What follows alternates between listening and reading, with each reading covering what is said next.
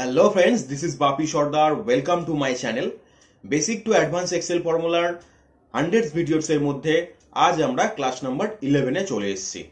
আজকের এই topic how to use count blank formula. তো কাউন্ট ব্ল্যাঙ্ক ফর্মুলা নিয়ে আপনাদের যাবতীয় সমস্যার সমাধান করতে এই চ্যানেলটিতে চোখ রাখুন। এখনো পর্যন্ত এই চ্যানেলটি যদি সাবস্ক্রাইব না করে থাকেন, এই চ্যানেলটিকে এখনই সাবস্ক্রাইব করে এই চ্যানেলের সদস্য হয়ে যান এবং আপনার মাইক্রোসফট এক্সেলের উইকনেসটাকে ওভারকাম করুন এই চ্যানেলের মাধ্যমে। তো আর কথা না বাড়িয়ে চলুন আমরা ভিডিওটা স্টার্ট করি।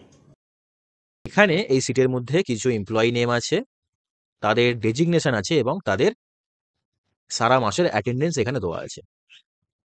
এই অ্যাটেন্ডেন্সের মধ্যে কিছু সেল এমন আছে যেগুলো ব্ল্যাঙ্ক সেল এবং আমাদের এই ব্ল্যাঙ্ক সেলগুলোকে কাউন্ট করে এখানে আনতে হবে।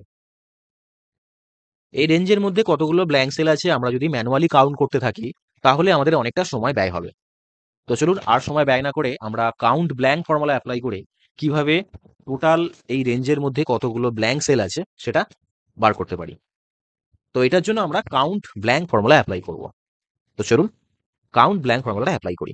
Is equal to count blank, range চাইছে তো আমরা এই রেঞ্জের জন্য এই 1 থেকে 31 পর্যন্ত যে রেঞ্জটা আছে সেটা আমরা পুরো দিয়ে ব্র্যাকেট ক্লোজ করে এন্টার করলে দেখুন আমাদের এখানে টোটাল ব্ল্যাঙ্ক সেল আছে 9টা। তো যদি আমরা এখানে প্রত্যেকটা এমপ্লয়ি ওয়াইজ ব্ল্যাঙ্ক সেল বার করতে চাই তাহলে আমরা এই ফর্মুলাটাকে ড্র্যাগ করে দেবো। দেখুন আমাদের এখানে প্রত্যেকটা এমপ্লয়ি ওয়াইজ তাদের এই রেঞ্জের মধ্যে কতগুলো ব্ল্যাঙ্ক সেল আছে সেটা এখানে কাউন্ট করে দিচ্ছে। তো আমরা যদি এই ব্ল্যাঙ্ক সেলে যদি প্রেজেন্ট কনভার্ট করি দেখুন অটোমেটিক কাউন্ট কিন্তু কমছে, কাউন্ট কিন্তু অটোমেটিক কমে যাচ্ছে। তো এইভাবেই আমরা কাউন্ট ব্ল্যাঙ্ক ফর্মুলা অ্যাপ্লাই করে একটা অ্যাটেন্ডেন্সের মধ্যে কতগুলো ব্ল্যাঙ্ক সেল আছে সেটা বার করতে পারছি। বন্ধুরা, ভিডিওটা যদি ভালো লাগে থাকে অবশ্যই লাইক, কমেন্ট এবং শেয়ার করবেন আর প্লিজ সাবস্ক্রাইব করবেন এই ধরনের আরো ইনফরমেটিভ ভিডিও পাওয়ার জন্য। থ্যাংক ইউ বন্ধুরা।